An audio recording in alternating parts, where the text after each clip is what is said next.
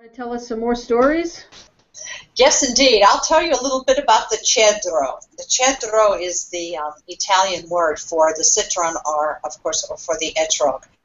And as Carl was saying, there are only two places in the world where the etrogim grow wild and beautifully without major cultivation, and that is in Israel and in Calabria. And not too far away from Sarastretta, down the mountain a piece where it's a bit warmer, the etrogim, the cedro, grow wild. And on occasion, when we have a bar or bat mitzvah ceremony here in our synagogue, baby naming, a Jewish festival of some kind, or a Shabbat, people will show up at the door, and it is customary, of course, to bring something, to not come empty-handed. And one time, an elderly woman, as sweet as she could be, Maria Concetta, she brought a basket full of cedro, of etrogim, and she said, "These are for you. This is Jewish."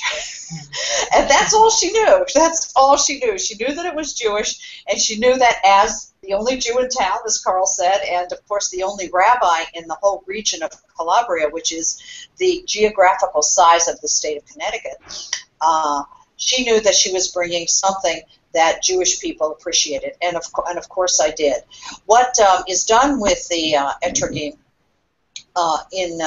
here in Calabria is most of the time people make marmalade with it, and our marmalade is a little different from what Americans are used to eating because it has very little sugar, and the marmalade is often tart, and of course the etrog is very tart. But we did a wonderful Sukkot service here with many people from the town, and we were holding the etrog in our hands and making the blessings north, south, east, west, up and down. And when our citizens here, our friends and our neighbors, saw how the etrog is used for blessings and how it is symbolic of the heart, that we must look for injustice in the world. We must see it, speak about it, but all of our work must be done with an open heart and a good heart. It's made the etrog very popular here on these mountains now. It's giving it a special place of prominence. So, Rabbi, you share some other stories. I know people come around and now that they know you're the rabbi in town, and they've had these stories or family types of remembrances, they come around to you to share with you, I'm Jewish, or maybe I'm Jewish, or I think somebody was Jewish. Tell us a couple of things that have happened to you in the years you've been there. Yes, indeed. And as the years go on, and as I've become better and better known, and as people trust me more and more with their stories, the number of stories that are brought literally to my door the number has just grown over the years. And I find these stories, they touch my heart, and I feel that I am that listening to these stories is giving a repository, sacred space to things that people have carried in their hearts, carried among themselves and their own families for years, often wondering what it meant and what it means to them should they find out they're Jewish. In one of our earlier episodes, we talked about deathbed confessions and about how it is not uncommon here for someone to be on the verge of passing away and gathering the family and saying, "Don't put a crucifix in my hand. Do not put a prayer card. Do not wrap my hand in rosary beads. Do not call a priest. Bury me by sundown of the next day, wrapping my body only in a sheet." And the stunned family is saying, "But Grandmama, nonna, perché? Why?" Because we were once Jewish, and without being able to say more on many occasions, the person passes away.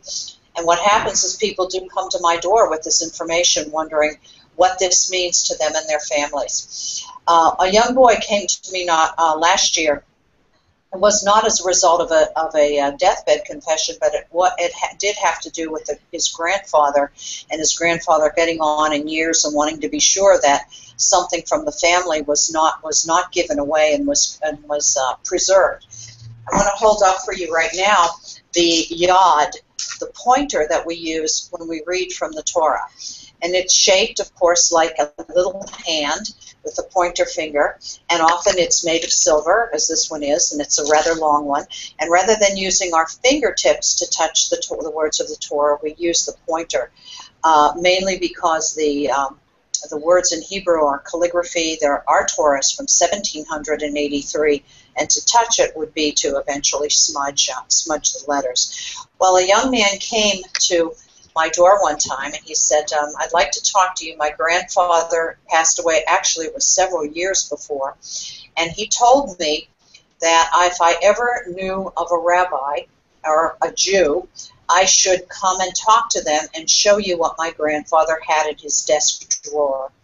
And so I invited the young man in. He was 19 years old, and his name was, interestingly enough, Shabbatai.